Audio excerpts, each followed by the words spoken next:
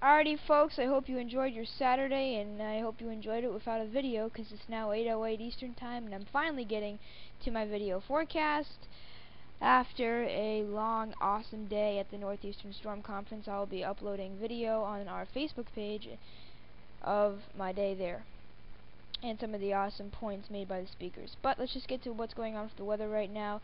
Northeastern flooding, spring flooding concerns. Most of our rivers have crested and are receding at this point into the northeast. The main concerns right now, other than some minor pockets, are for the ice jams across the upper Hudson Valley. And as we make our way on in through the mid-Atlantic, two main areas experiencing significant flooding at this time: the Passaic River Basin of northern New Jersey and the Susquehanna Basin of northeastern Pennsylvania. They had their major flooding and are now down to minor flooding and in some spots no flooding. So they are on their way to recovery in that region, and things are getting better in that little place. Now we take a look at the current surface analysis, just an idea of what's going on. This is North America, obviously. Here we got Missouri. Alright, just familiarize you with our map. We have right now cold dry flow here across the north central United States.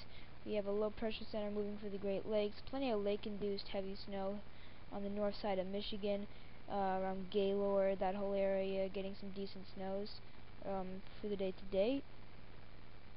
Otherwise, one major player in our weather pattern, a high southeast of Panama. The flow around that high is bringing a warm and moist flow of advection and a warm and moist flow of temperatures and dew points into Texas, Louisiana, and southern Oklahoma, and that's going to essentially recharge the atmosphere, if you will, for an upcoming precipitation event. And we're going to talk about that now. Here we are tomorrow. This is 18Z on Sunday, or right now if you're watching this on Sunday. Quiet mostly, and then as we go through the nighttime hours, what happens is we really are seeing a paradigm shift with the weather pattern back through this area, and what ends up happening is the low starts to shift south, and that's a paradigm shift because that shifts to southerly warm advection, therefore shifting where the heaviest precipitation sets up for the next event. So at that point, instead of going from here to here, you start going from here to here, and you start getting more of a sea breeze in these locations as opposed to the mid and lower Texas coast. What's that mean? That fuels a precipitation event. So how do all these factors go into the storm? Well, here we are at 9 p.m. on Sunday.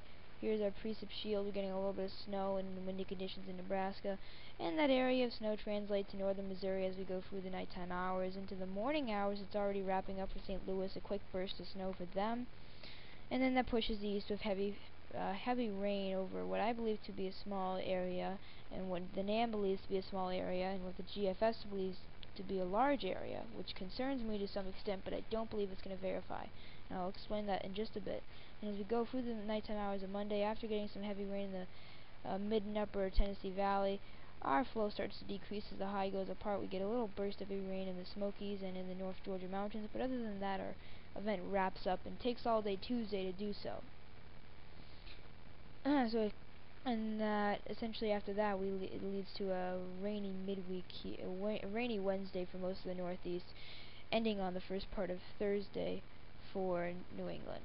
In terms of total precipitation, not looking for a big-time flooding event, and I'm not looking for it to be widespread. It's an inch and a half. It's an inch to an inch and a half here across the mid and upper Ohio Valley, and then a half inch to an inch here across a larger area. And you can see what happens here is west of this point there isn't much precipitation. West of this point, or excuse me, east of this point, there isn't much precip. It's exactly where you can trace the Gulf. If you go south, you find this is where the Gulf begins, and this is where the Gulf ends, and that's your axis of the heaviest precipitation, where your Gulf is getting tapped. Now here's why I don't think the GFS is going to be right with heavy rain all through here, and this is why I think the NAM is going to be right with heavy rain all through here. If you look at the 500 millibar vorticity, here we are at 18Z on Monday. What you see is happening here is you're channeling your vorticity as awesome guy, Matt Noyes, explained to me today at the conference, whenever you channel the vorticity, it ends up using lift over a smaller area. So your lift, where you get an inch to an inch and a half of rain, that's over a small area, and it's getting more and more prog northward, but I'm not buying that quite yet. And it ends up just being a decent small area across the mid and upper Tennessee Valley. So that's just wrapping up today's video. Behind the storm, we're going to see increasing winds out of the Four Corners region and out of the southern United States region, which is going to lead to a warmer pattern, and eventually we'll be into deep spring.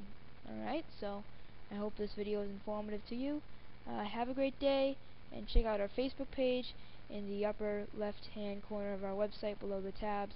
Be sure to like us for footage of the Northeastern Storm Conference today. Have a great day, folks.